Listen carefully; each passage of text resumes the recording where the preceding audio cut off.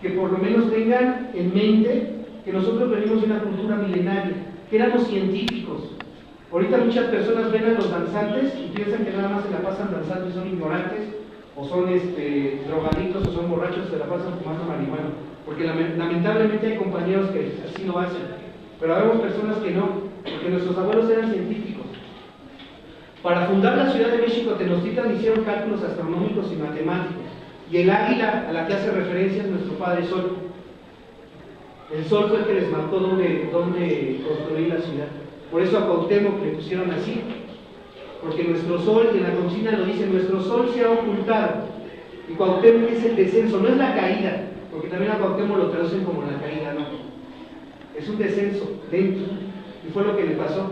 Pero también la consigna nos dice que nuevamente, más adelante vendrá el Sol que nos va a alumbrar, y este es el momento.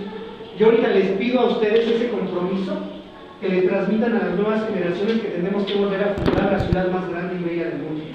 Yo sé que no va a ser en 10 años o en 20, pero si lo vamos trabajando desde ahorita, yo espero ver a mi bisnieto que a lo mejor viva un México mejor, un planeta mejor. Pero hay que meterle voluntad y disciplina, porque no puedo decirle respeta si yo estoy pisando a un animal. O sea, el hecho es empezar con nosotros mismos, ser congruentes. Y si yo cambio, estoy cambiando mi entorno. Y si yo cambio, estoy cambiando a los niños que están imitándome.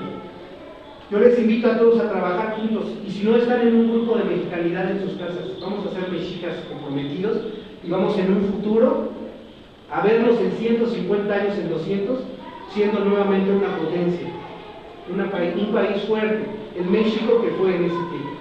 Y pues de mi parte es lo que les quería compartir.